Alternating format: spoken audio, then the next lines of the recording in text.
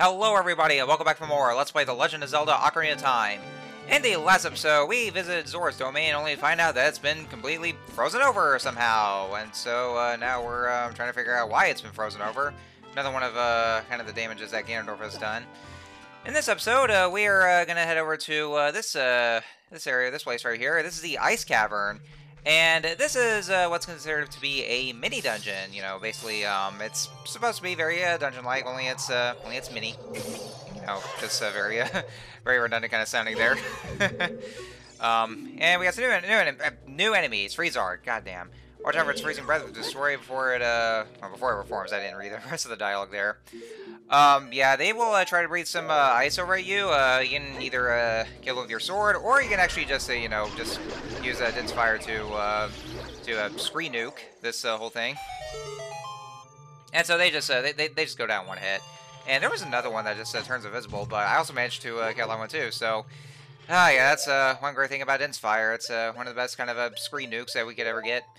I just realized that, well, I mean, I realized beforehand when I recorded this that I need some more empty bottles, so I had to use up my red and green potion because we are going to be needing those empty bottles for some things that's within this dungeon. So yeah, this is basically our first time going into a mini dungeon where it's basically like, you know, very much like a dungeon where, you know, it's kind of small. It's not the biggest plot-based kind of dungeons. Well, technically it would be. So oh shit! That pot just attacked me. Oh god! I think after so many years that I've been smashing those pots, now it wants revenge. It waged war against the attacker of all the pots. Oh god! Now it wants revenge. All the pots are destroyed for killing its brethren. Yeah, but no, that was possessed pottery. If you get close to it, you actually tell if it's the possessed ones because of how smaller they are than the non-sentient pots. If you get too close to them, they will start flying at you, and they try to hit you as well. So also these right here are the silver rupees. Well, I mean, as you already know, but actually they actually have something else that they do, like aside from collecting some more rupees. There's whenever you go into that one room and you see 5 silver rupees floating around, whenever you collect one, you'll hear this little chime. That's because that will unlock something after you collect all 5 of them. So once you collect more of them, then the pitch of the chime will go up, and then after that, after you collect all 5, then the puzzle will be complete or a door opens. So that's kind of a new puzzle that was introduced. Well, not really so much of a puzzle because it's just like collecting those silver rupees. So it's just you collecting those and just making progress. So yeah, basically the Ice Cavern, like since it's a mini dungeon, then you know, it's basically just a little short thing just to get some just to get a hidden item that's supposed to be in here. That's basically what they entail before getting to the next major dungeon. Because I think that was something that was like introduced in this game. Although I guess you could probably argue that Link's Awakening kind of had that as well, where had the I think it was a Candlelit Castle. I think it was named. It's been a while. I'm sure it was, but like it was like, you know, before the 3rd dungeon, Key Cavern. But anyway, this blue fire, it doesn't seem natural. Maybe you can use it for something. There we can. So yes, this here is the blue fire. What that does, you see a bunch of the red ice that's everywhere, and you see that's blue, so it's like, you know, kind of swapped out for fire and ice. That's I don't know, just for the sake of making it unique or something like that. You know, scoop those up in a bottle, and then you just place the place the blue fire next to the red ice, and then it'll start to melt, and then they will and then they can just unlock something for us. So see, I was gonna say a little more about the Ice Cavern. So the Ice Cavern itself, it's actually not hard at all. Like it's kind of a simple mini dungeon where, you know, it's not really it's easy to get through. I mean, you should pretty much know your way. The only thing you'll probably be dealing with is ice-based enemies, like the Freezards, and also there was Ice Geese that I haven't bioed yet, but they do hurt a lot. And of course, the ice physics. Yeah, of course, everybody loves ice physics, don't they? Yeah, that's what you're going to be dealing with, so that can be one annoying thing, but other than that, though, Ice Cavern isn't actually too bad as a mini dungeon. Like, it's Like, it's, it's pretty simple. It's, it's hard to get lost. I mean, you won't really get lost in there so easily, so it's pretty straightforward, I would say. But watch out, and also, yeah, there's the other traps, and also the stalactites will kind of rain on you, which actually would kind of hurt, because, like, it just lands on Link, and, like, ow, goddamn. And I guess that's pretty much all there is to say about this place. Just nothing much else. Yeah, the main reason we were going here to begin with is because deeper in the dungeon, there's supposed to be an item that we actually need to get for the next dungeon over, and so that's actually one thing that that we're gonna be just having to pause for a while. But we'll see once we actually get to it. God damn, there's a lot of stalactites, and also a lot of lag. Prepare to see a lot of lag that's going around here for more of these stalactites, ladies and gentlemen. Because since I'm playing this on my N64, like if you're just playing this on the N64, then you're gonna be seeing a lot of it because this game really does chug. So I mean, probably because they managed to I don't know, maybe push limits on the N64, something like that. Maybe that's the reason why that that Majora's Mask required the expansion pack. Because of all that. Because I think let me think here. Because I'm pretty sure in like the later re-releases, like the GameCube port or the Virtual Console versions, then they kind of remove the lag. I'm sure they do actually. All right, we also got the compass right here. So see, I don't like all the other dungeons, and it's not really so much of a I mean, you still get the map and compass. But it's not really so much of the it's not really so much like an actual boss in there. You're just there to just for the sake of getting an item. And there's also heart piece in there. Yeah, one of the few instances where we get heart pieces in a dungeon. Well, of course, none of the other dungeons ever do so. I mean, I know some Zelda games would have heart pieces in their dungeons. Let's see. I think I'm not sure if A Link to the Past had that. I can't remember off the top of my head. I know Skyward Sword did. And I think Minish Cap did as well, but again, I'm not entirely sure. It's been a while. I mean, well, I mean, it's been a long time since the last time I played Minish Cap, but I mean, yeah, some Zelda games actually do that. I have to admit though that when I was a kid, I thought at first I only really needed the blue fire because I wanted to go back over to Zora's Domain to free King Zora. Because he does give you an item, or a special item for you after you free him from the ice, but it turns out that no, you actually do have to complete the ice cavern because there's the other item that you need to get for the next dungeon. So we had to go through the entirety of it though. So I was a dumb kid back then, but then again, just being a kid, and I mean, it was my first time playing Ocarina of Time, so I was just learn some more about the Zelda stuff before. That just basically just made me into quite the fanboy. But just having so much fun playing this game as a kid. But anyway, so yeah, let's go ahead and bio the ice keys. Yeah, there's another one of those the keys for ice keys before it flies into you. So yes, what they'll do is that once they come into contact with you, you will be frozen solid. So and they will hurt quite a lot. I would say probably more so than even the fire keys. So make sure you kill them first, just to get them out of the way, because we have a puzzle here. This is probably the only puzzle that we had to do, because like, Ice Cavern isn't really too puzzle heavy, but this will be the only kind of puzzle you have to deal with in this dungeon. And let's kill this one last Gold Spatula. There's only 3 Gold Spatulas, and I had to check to make sure that I got every single one of them. So let's pause me. Yeah, there we go. There's a symbol. So yeah, we got all the Gold Spatulas. So that's. I think at this point, for all the dungeons I'm going to, especially for the adult dungeons, I always have to check on the pause menu to check to see if I got every single one of the Gold Spatulas, because I want to make sure I got all of them for the sake of doing a completion run.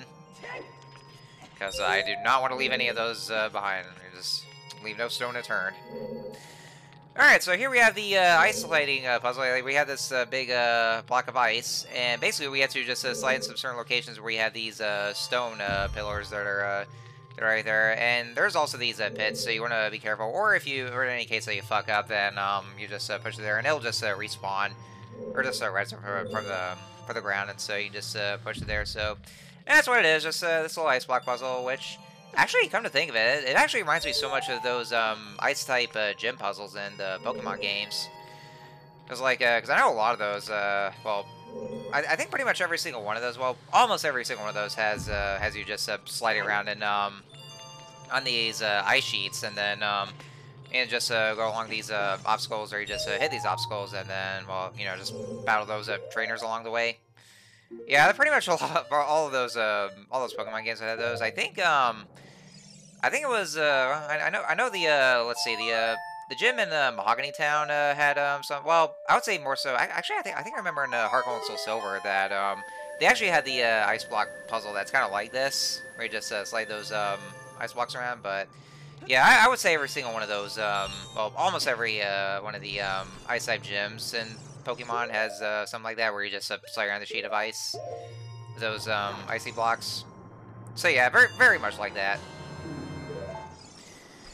And yeah, I'm having to get a lot of the bottles of the blue fire here because I always feel like that we might be needing those quite a lot. But let's see. There's one red ice that's over there. I think that I forgot what it contains though. I think it might be something, but I don't know. We'll have to see in a bit. It might be one of those. Oh, actually no. It's a silver rupee. See, yeah, it's another room where you're collecting more of the silver rupees that are around.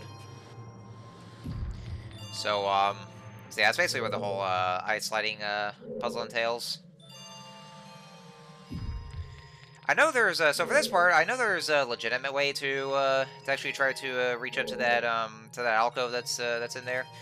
But what I actually did instead, though, because I didn't want to take any chances, I was pretty sure that the ice block would actually go past that stalagmite and just fall into the hole. So I did this little trick here where I can just you know, take advantage of this auto jump, and then Link will automatically just grab onto there. So yeah, you actually can do that if you want to play it like the kind of cheap way and just get up there.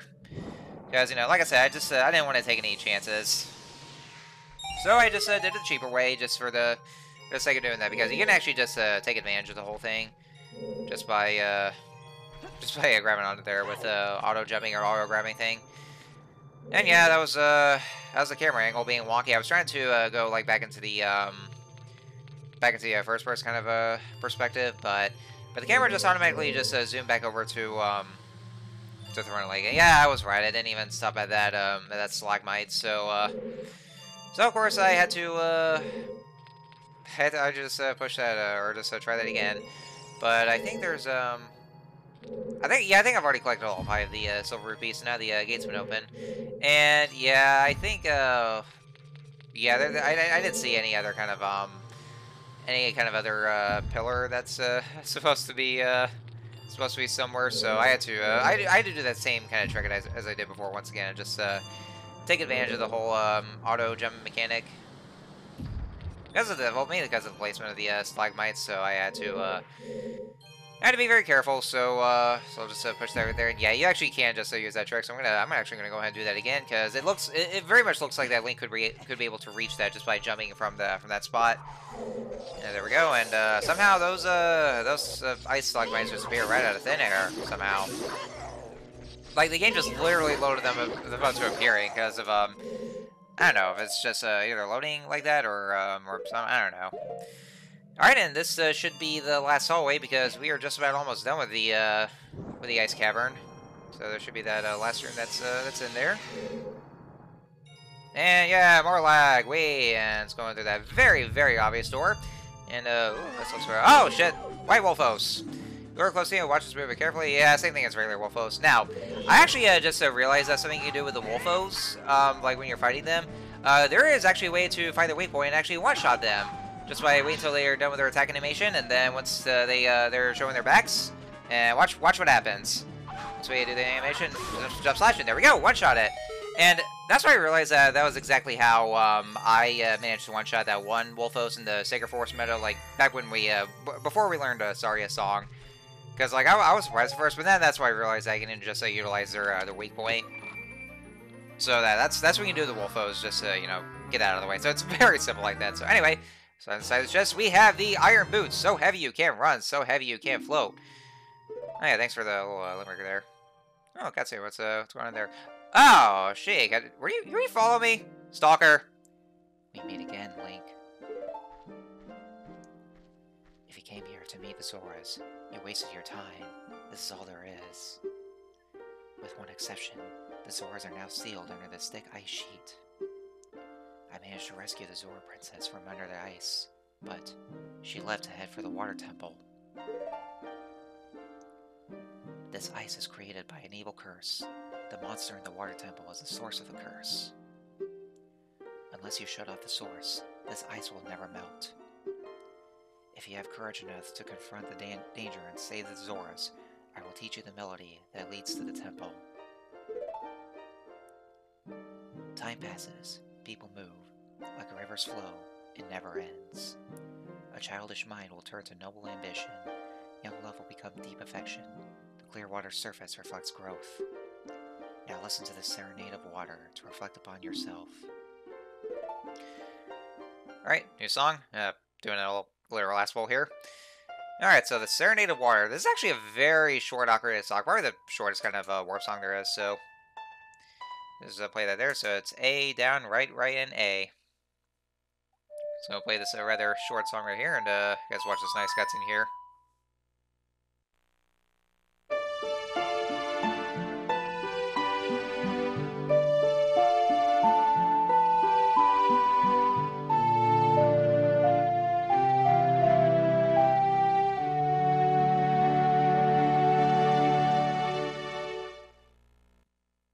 And so we have learned the Serenade of Water.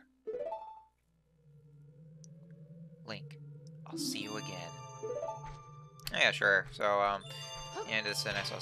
Yeah, that's a little too close. I want to know where you are. Also, I gotta say, I really do love that shot. That's like all around. Look at all this. Like all the blue lights are around the walls. This looks so beautiful. It looks so great, especially for an N64 game. Like this, it managed to look this good on the N64. Like, wow. Like, kudos to Nintendo. So yeah, now we have the iron boots, so we can see here, like, they're, if we're on land, Link will move very slowly because of how heavy they are. But what you can do is that you can actually just dive down underwater, and so it will just sink down, and so you'll be able to run underwater. So it's like kind of so you'll still run at least relatively fast under the water, but it's actually very useful for just like going in there, like going into the water and just, you know, walking underwater just like that though, because of their weight. At the moment, though, we can't really do that in this because we're wearing the Kokiri tunic, and so because of that, we can't really breathe. But there should be actually some other kind of special tunic for us that we'll be getting pretty soon. So yeah, the iron boots. Yeah, we will definitely be needing this quite a lot, especially for the next dungeon. And oh yeah, the next dungeon we'll be using that quite a lot because, ladies and gentlemen, because the iron boots are equipped to the gear subscreen on in the pause menu. That means that we're going to be using, when I say we're going to be using the iron boots quite a lot, I'm not kidding, because in the next dungeon, that means we'll be pressing the start button constantly. Just switch it on and switch it off, because that's why the next dungeon is notorious for that. So yes, be prepared to do a lot of pause switching constantly for the iron boots for going underwater, especially for the next dungeon. Before we leave, though, there's actually one heart piece that's right down at the bottom of Zora's Fountain. So since we have a lot of hearts anyway, then we have plenty of time to actually just go in there without drowning. So because, you know, it's just right down there. So we'll just grab that. Well, real quick, now to think about it, it's kind of like the one Power Star in Super Mario 64 and Jolly Roger Bay. But yeah, like I said, yeah, you'll be going to the pause menu quite a lot. It's very annoying like that, and the next dungeon is notorious for this. Now, thankfully, they actually do fix this in the 3DS version, where the iron boots are actually now treated as regular items. So that way, there you can actually just map the iron boots over to one of the item buttons, and then you just press a button, and just use iron boots. So it makes like a lot of So it really alleviates a lot of pausing and a lot of there. It's something I'm actually very thankful for because, and that's actually because, you know, just because the developers, well, I would say Eiji Aonuma actually wanted to make up for all that, so that's why they mapped it over to one of the item buttons. So, you know, I'm actually real thankful for the 3DS version that in which they actually fix this kind of issue and treat it as a regular item. Because actually, kind of think of it though, they actually started doing this in Wind Waker, because when you get the iron boots in that game, then that game treats it like the regular items. Because I think that's probably as a way to make up for that kind of mistake. So that's why they kind of started doing that in Wind Waker. But that's actually that's also that's carried over in 3DS version. So anyway, so now we freed King Zora here. Oh, I've come back to life. Was it you who saved me? Don't be nervous. It looks like you have a hard time breathing underwater. As an expression of my gratitude, I grant you this tunic. With this, you will choke underwater. Alright, so we get a new tunic. We have the Zora tunic. This diving suit is adult size, so it won't fit a kid. Wear it and you won't drown underwater. So yeah, well, so this will be our kind of item that we'll definitely be needing for the next dungeon. Yeah, you definitely do want to get this one. Trust me, you really do, because that one, when you wear this, then you'll be able to go explore underwater without drowning. So you know, and also I really do like the blue coloration that's on that. It actually looks great. A lot of players love doing this. So. Anyway, so that should be it for this video. So next time on Let's Play Ocarina of Time, we're going to be doing one more side quest there. Actually, one major side quest we'll be doing, but we'll find it out. So until then, see you guys later.